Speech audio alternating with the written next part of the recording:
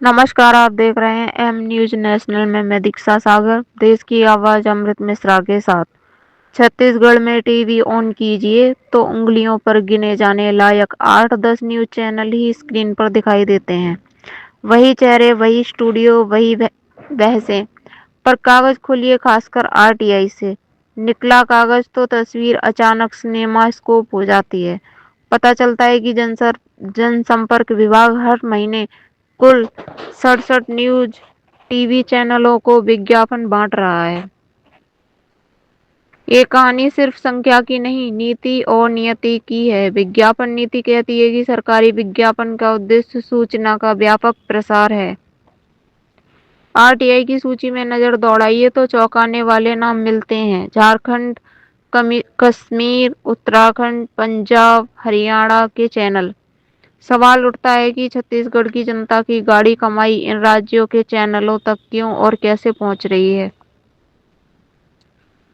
यहीं से कमीशन शब्द दबे पांव दाखिल होता है। खुलेआम आरोप लगाना न नीति है न पत्रकारिता। विडंबना यह है कि जो चैनल सच में मैदान में है, जो रिपोर्टिंग करते हैं, कैमरा उठाते हैं, सवाल पूछते हैं, उन्हें अक्सर नीति की याद दिला दी जाती है। टीआरपी, रीच, कवरेज, सबकी शर्तें उनके सामने रख दी जाती हैं। एक और सवाल, इन भुगतानों की निगरानी कौन करता है? क्या जनसंपर्क विभाग के पास ऐसा पारदर्शी डैशबोर्ड है जहां चैनलवार पहुंच, दर्शक संख्या और प्रभाव का आकलन सार्वजनिक हो? ये लेख किसी व्यक्ति या संस्था को कटघरे में खड़ा करने के लिए नहीं, व्यवस्था के आईने में सवाल रखने के लिए है। जब तक इन सवालों के साफ जवाब नहीं मिलते, तब तक आरटीआई की ये कागज सिर्फ दस्तावेज नहीं, सिस्टम पर सवाल बनकर रहेंगे। दिन माननीय मुख्यमंत्री जी के नेतृत्व में लगभग 2 वर्ष पूर्ण किए हुए सरकार का एक आज महत्वपूर्ण दिन, जब पूरे प्रदेश से हमारे आदरणीय शिक्षकगण एकत्रित होकर मध्य प्रदेश की राजधानी में ऐसे जननायक का स्वागत करने आए हैं, अभिनंदन करने आए, जिन्होंने इन 2 वर्षों में 24 घंटे में काम करने के घंटे कम पड़ गए, लेकिन काम कम नहीं किया।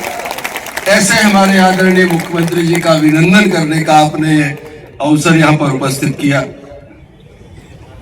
बहुत लंबी बात करने का अवसर नहीं, ये समय है हमें आगे आने वाले समय में आपके माध्यम से इस देश को आगे बढ़ाने वाले हमारे नौनिहालों का भविष्य गढ़ने, उनकी उत्तरोत्तर प्रगति कैसे हो, इस बात को चिंतन करने का अवसर मुझे बताते हुए खुशी है कि इस प्रदेश में माननीय मुख्यमंत्री जी ने पहले दिन से अगर गांव के विकास की बात करी है तो समानांतर रूप से शहर के विकास की बात भी करी।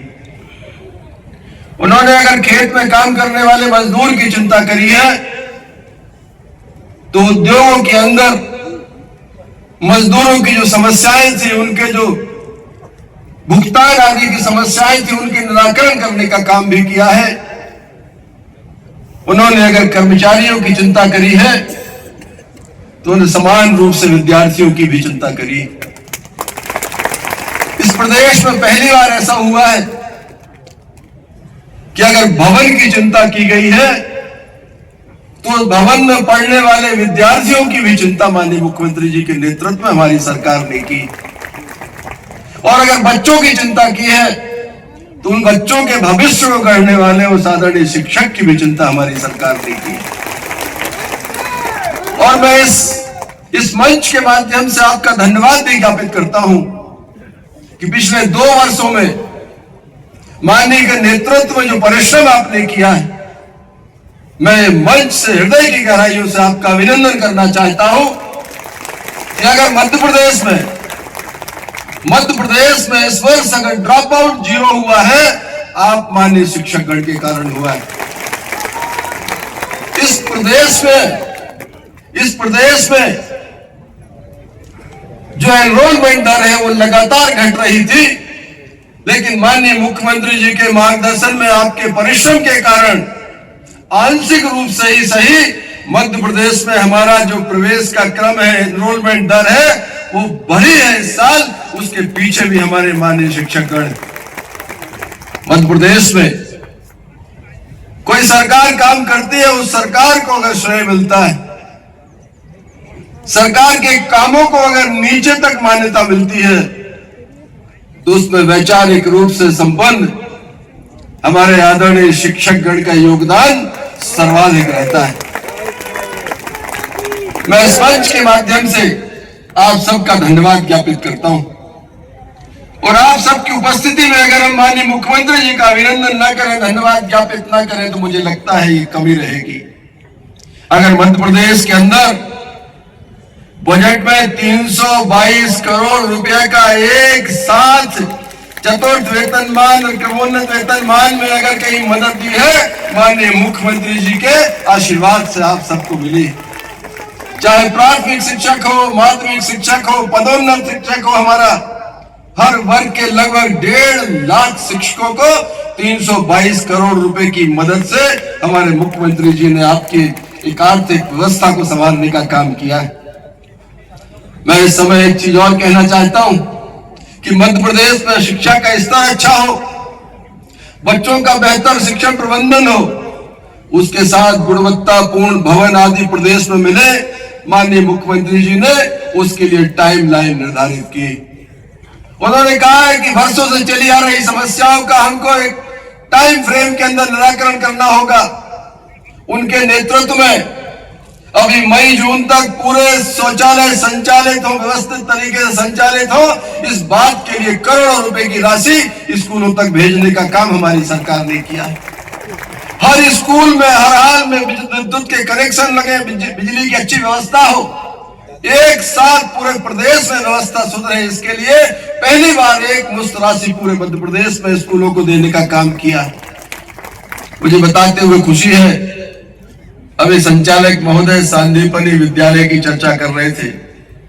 माननीय मुख्यमंत्री जी ने सांदीपनि विद्यालय जो काम हमारे कर रहे हैं वो तो बहुत अच्छे से करें।